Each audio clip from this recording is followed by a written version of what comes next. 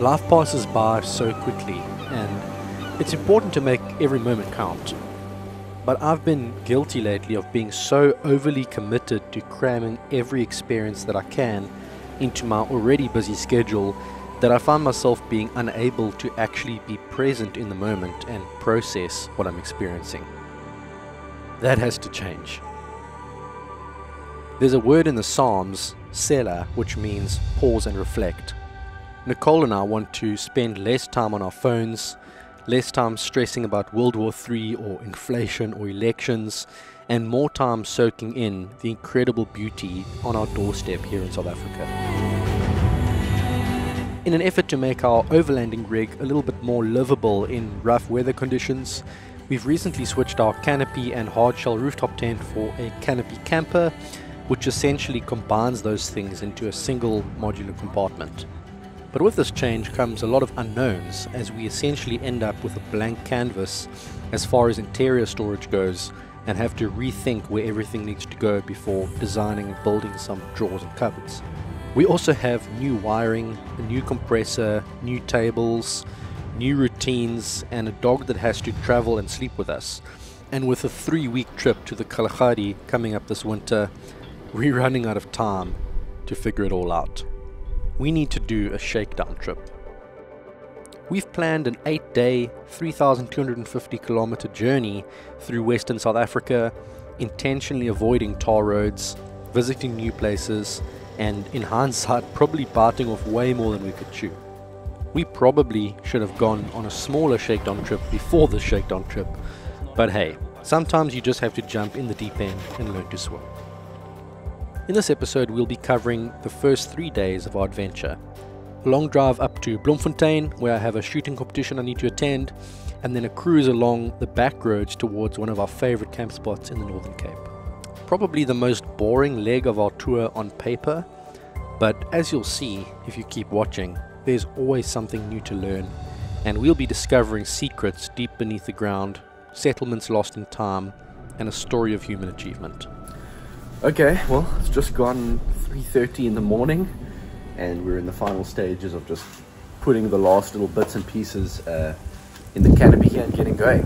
We've got some pretty poor weather at the moment, possibly some wet, slippery roads, so we don't want to be rushing today. So an early morning start is the way we're going to go. First few hours are going to be driven in darkness, relatively boring, but we've got some cool stuff to see today, so stick with us. It's going to be a fun one. The N10 is a beautiful road to drive, taking you away from the coastal belt and up towards the Great Escarpment. In the daylight, you can watch the landscape change around you as you gain elevation, but the trucks on this road are a nightmare, so keep that in mind if you plan to travel here. Well, it's 20 to 7. We are nearing the town of Cradock, and the sun has just come up. I know this because although it's been very overcast and moody this morning, I'm starting to see bursts of orange coming through gaps in the clouds.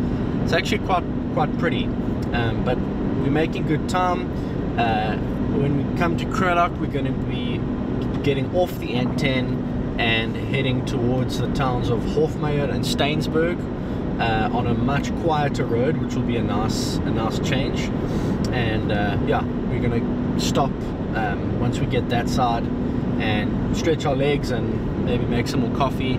But yeah, making good time. Looks like the weather's turning for the better, which is great, and hopefully we have a good morning further.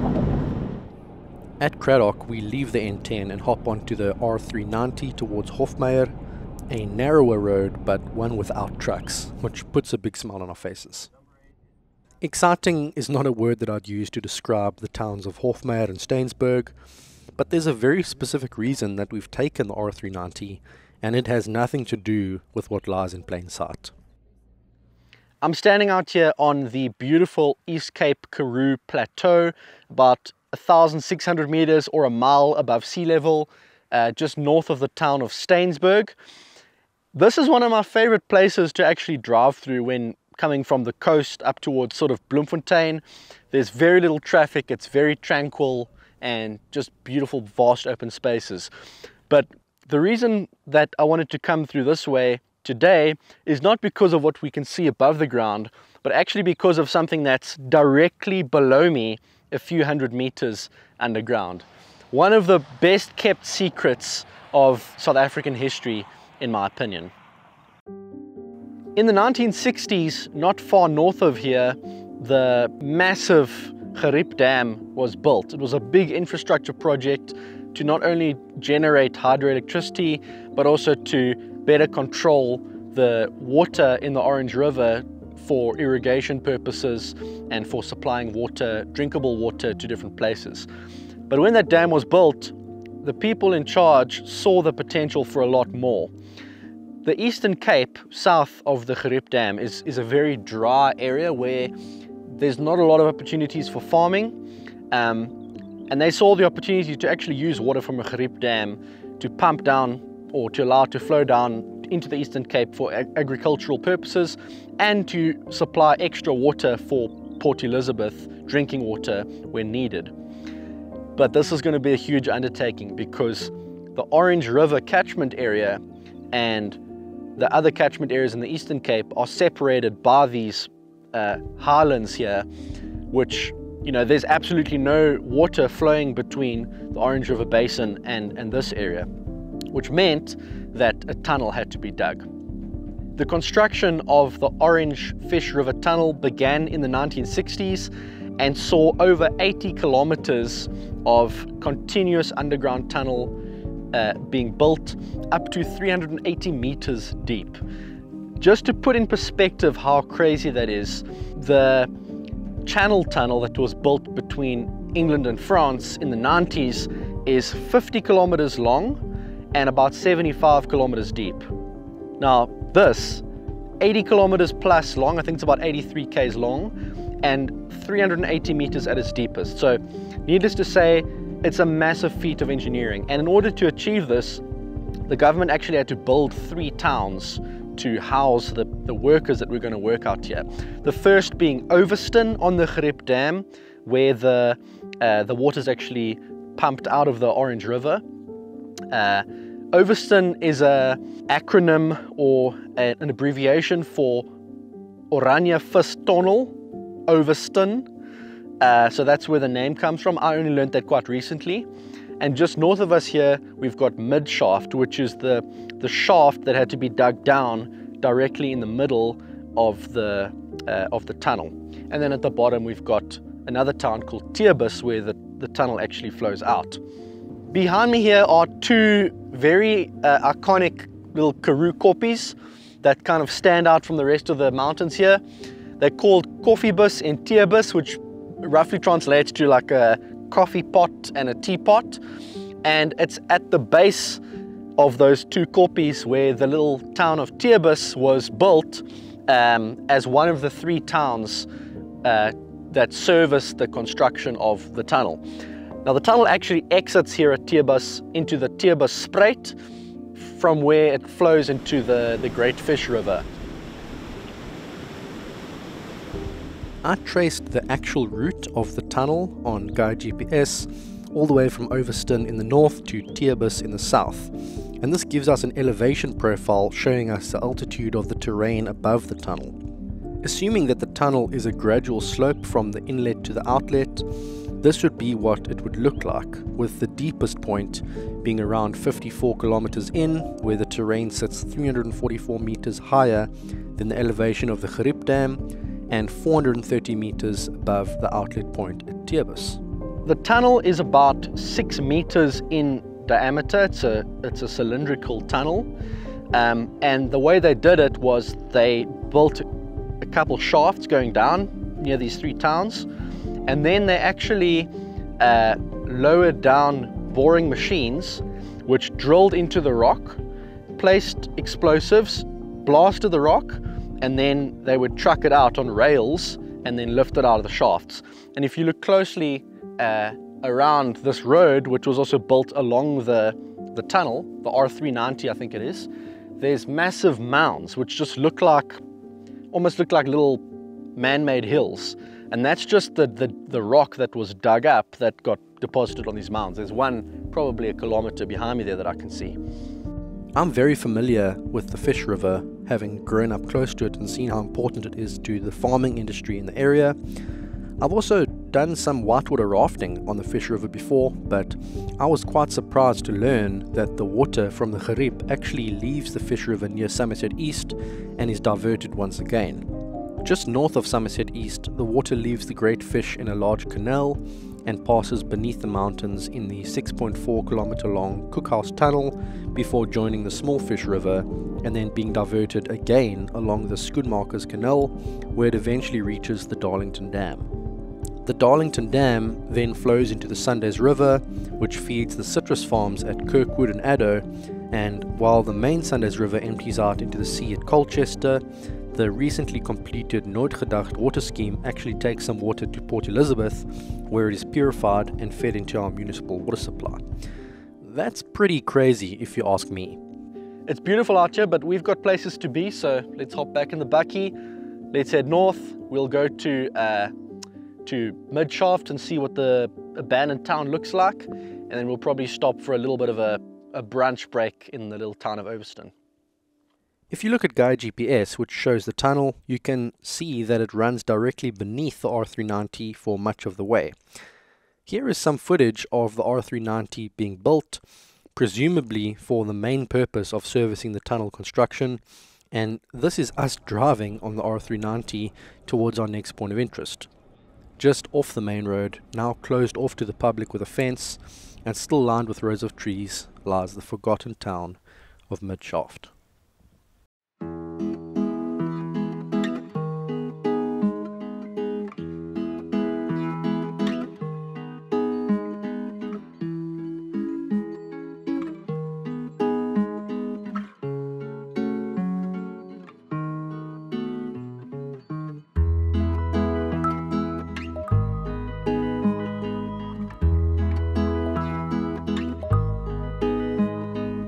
Midshaft was built to house the construction teams operating around the central shaft, and because of the remote location, many of the engineers would have moved their whole families here.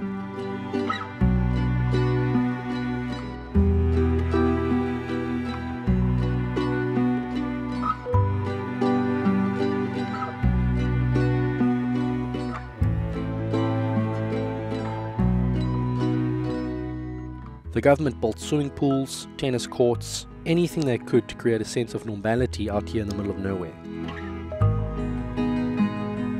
Sadly though, upon completion of the project, the town just proved too remote and isolated to sustain a community, and as everyone moved away, time took over, and all that remains now are foundations and memories. You can almost still imagine the kids riding up and down these streets on bicycles, beneath the shade of the trees, while Dad was down the shaft working on the tunnel.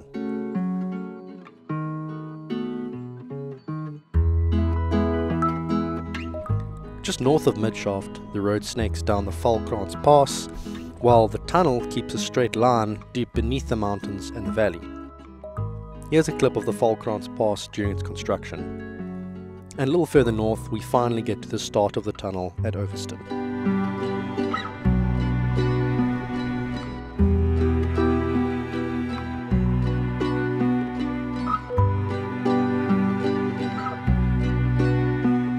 I'd visited the Gariep Dam before, but only ever at the dam wall itself.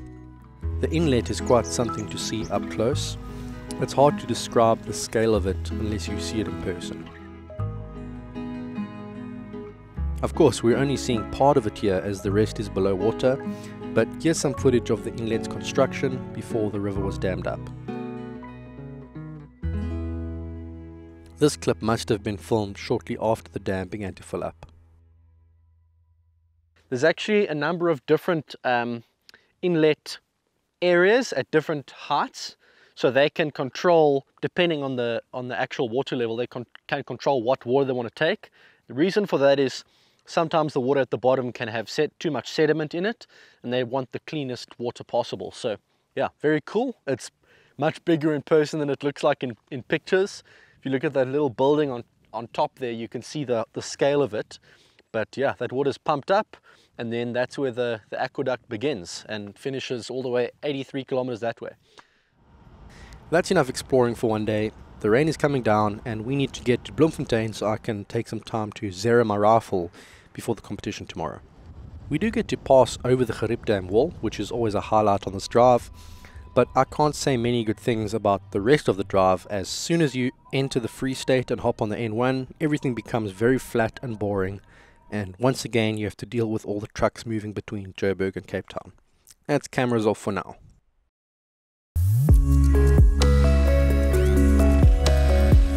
The next morning we were up early for my competition, and I didn't film much here because, well, it has nothing to do with overlanding, and I was very much focused on winning rather than creating content. But the match went well. I took home 2 trophies, and the next morning we hit the road once again.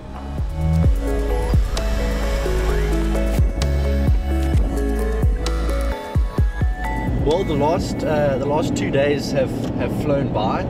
As you know, we were on our way to Bloemfontein for a shooting competition, which went really well. I actually took first place in my division, so that's mission accomplished. But along the way, we did have a few, let's say, unfortunate problems with our setup. The first is that for some weird reason, our aircon just stopped working, and we eventually discovered that the bracket that was fitted for the air compressor in the front was slowly rubbing against one of the pipes and made a small hole. So there's no point just regassing it. We would actually have to fix the pipe, and no place is open on a Sunday here in Bloemfontein, and there's no place for us to go anywhere else really on our way to the west coast. So there's a chance we may be able to fix the hole with Prattly Putty or something like that, but then we still have to get it regassed. I'm almost thinking it might be better to just push through and have the job done properly when we get home at the end of our trip, but that would mean no air conditioning. The other thing that happened is that for some reason our dual battery system, the auxiliary battery, is not charging like it should. I did contact someone at National Luna and say, hey, this is an emergency, we've got like a week's worth of meat in the freezer, and the battery just isn't isn't charging, so the fridge just keeps dying. And when they looked at, I took a video of the battery monitor, they told me that something is not right with the cable that runs from the main battery to the auxiliary battery, and that's something that I've tried to look at it. I can't see any obvious issues,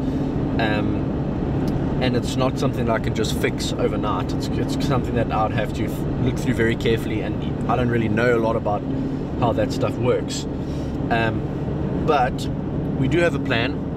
We're going to pop into an outdoor warehouse this morning here in Bloemfontein. We're going to get a cable that will allow us to plug the fridge into a cigarette lighter socket, and we've got that other Goal Zero battery here, so we're charging the Goal Zero battery from the car, and when this other battery dies, then at least we can pop it back in here and charge it up. So we're trying to be positive and make a plan. That's problem solving is just a part of what we do.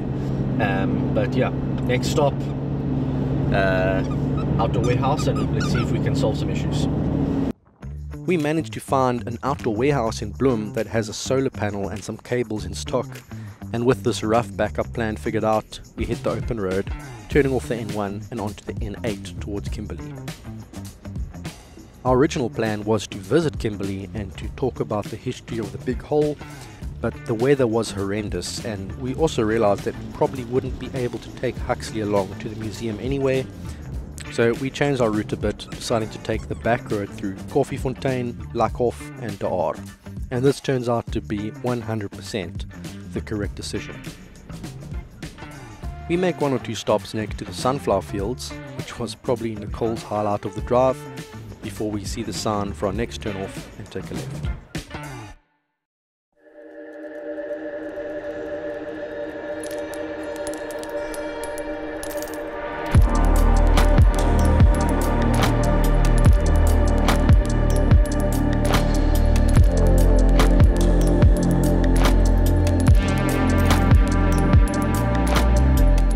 Some might consider the interior of the country quite boring.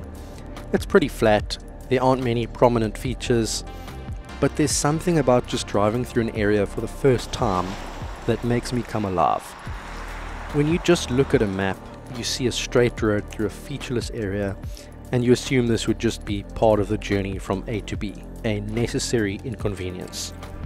But it's this very isolation and loneliness that made me love this section of the drive, as we felt truly alone for the first time on this adventure, and we were able to appreciate the small details along the way.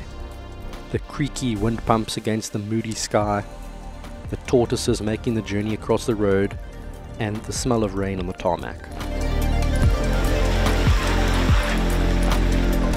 And then there were the small surprises along the way, like this little steel bridge across a river near Bloemfontein, a patch of oasis in the dry Karoo. We continue on and soon start descending towards the Orange River as we bid farewell to the Free State and enter the Northern Cape.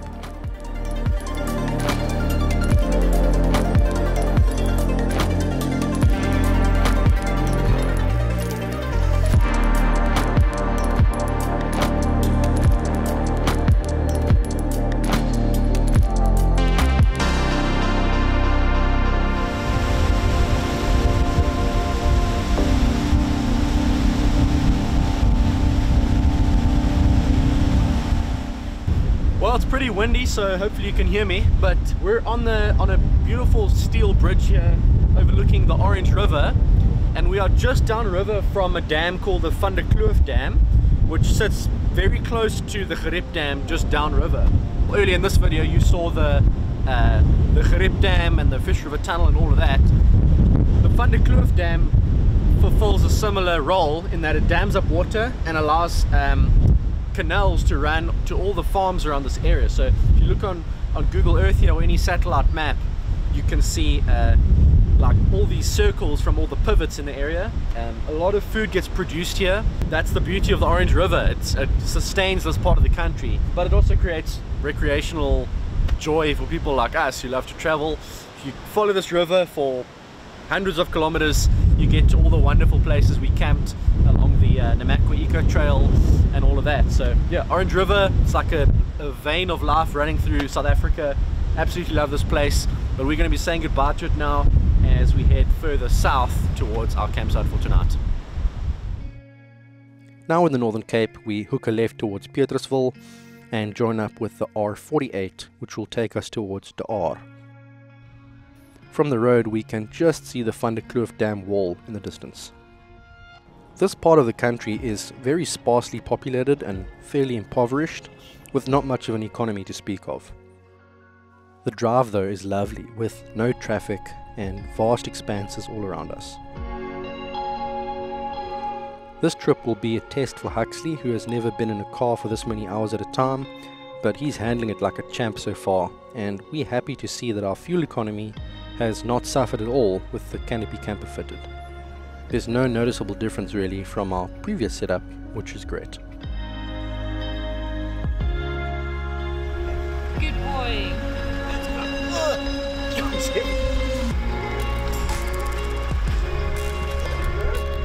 We're now officially on the Karoo Highlands route, travelling in a westerly direction, and we find ourselves passing right by a typical Karoo thunderstorm.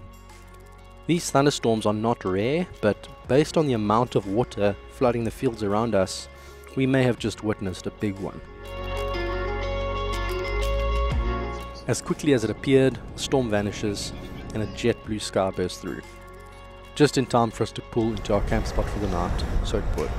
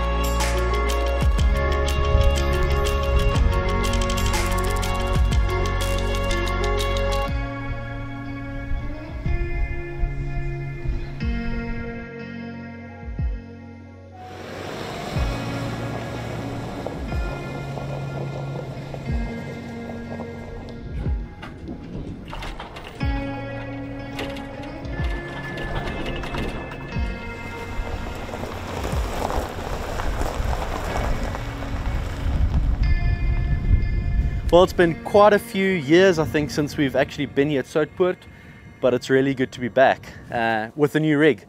So yeah, we've got about an hour and a half of sunlight left. We're going to pop up the roof, we're going to open the awning, we're going to unpack everything that's inside because it's a bit of a mess, and we're going to just try reorganize everything before we settle in for the evening. But yeah, it's a little bit windy, but aside from that, beautiful weather, the rain has disappeared, and we're going to make the most of it. The biggest struggle on this trip was probably the fact that we didn't have any drawer or cupboard system to organize our stuff, so it was really hard to access things. But while I tackled that problem, Nicole and Huxley had discovered a swimming pool, and this goofy golden didn't hesitate to jump in head first after a long day of sleeping in the car. If you're thinking of traveling with your dog, just do it. It can be inconvenient at times, and it's definitely harder to find pet-friendly camping spots, but this guy just looks so much happier than he would have been with a pet sitter at home. So this is our new camping setup. Coffee station / cooking area here, although we'll probably be braaiing tonight, and then this is what it looks like when it's not packed. Obviously we have to organize all that rubbish, but for now let me just show you how all of this works. When the top is popped up, you climb in here, pop these two up, and you've got an abundance of space in here. You know, if the weather's bad, you can sit around, you can make your coffee inside here, you can read a book, whatever.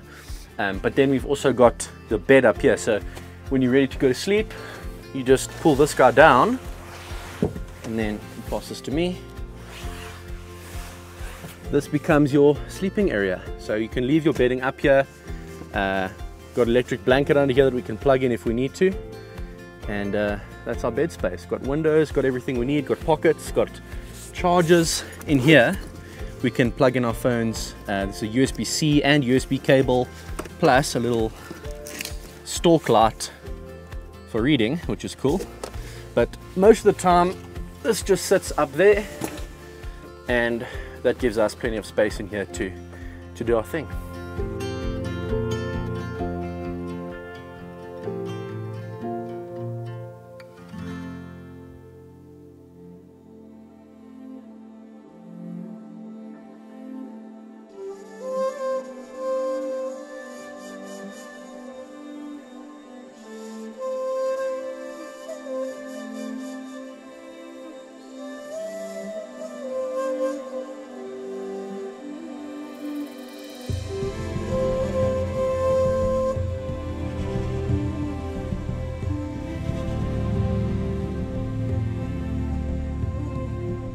I think the Northern Cape is so underrated.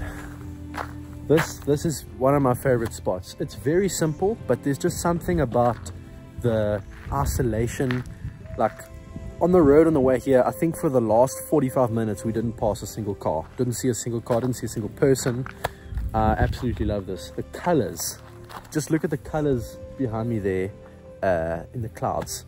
Yeah, the quiet, there's a few birds around, there's a few dussies.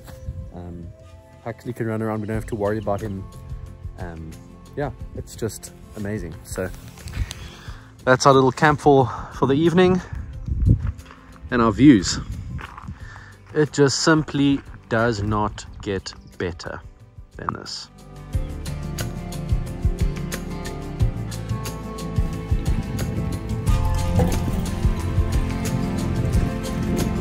This is our little coffee station. We've set it up in a way that allows us to sort of access stuff quickly from wherever, fold down the table, pull out this cutting board over here where we can place more stuff, and then make our coffee. And we've got some new coffee to try on this trip, courtesy of Paws Coffee Roastery in George. What's really cool about this is often when you go on these camping trips, you either have to sort of grind your own coffee, which, you know, is a lot of work, especially if you don't have a proper grinder at home. You've got to use those hand grinders out here, and no one wants to do that. Or you have to buy pre-ground coffee. But the problem with pre-ground coffee is that most of the time it's the wrong grind for what you're actually doing. Most of the pre-ground coffee you just buy in the supermarket is for, like, you know, plunger coffee or drip coffee. But if you want to make a mocha pot like this little Bialetti Bricca, or if you want to make an AeroPress, the ground might not necessarily be right. So these two coffees from Pause, this one is Ben's Blend, which is a medium roast, and this one is Hazel's Harmony, which is also a medium roast. These you can actually order from their website specifically for AeroPress or for market pot. So these are ground specifically for these. So what we are going to do is we're going to go ahead and open up the market pot one. We're going to make ourselves a nice market pot coffee. There you go. We'll get the jet boil going to boil our water, and then we'll pop this on a stove and we'll make a nice cup of coffee.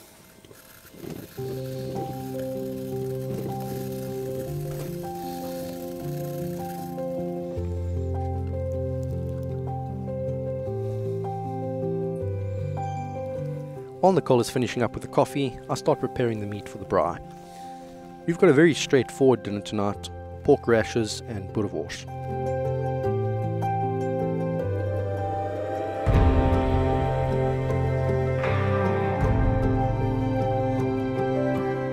We enjoy the evening together, and once the food is gulped down, we head upstairs for our very first night in the new camper, beneath the stars of the Upper Karoo, catching some much needed rest before our long drive west tomorrow morning. In the next episode, we'll be making our way towards the Cederberg with a fairly relaxed and uneventful morning, turning a little bit hairy as we find ourselves descending a very rough, very remote 4x4 road down to the Doring River, with an unexpected wheel swap on the way as we start to run out of light. Make sure to subscribe if you want to follow along. We hope to see you then. Thanks for watching.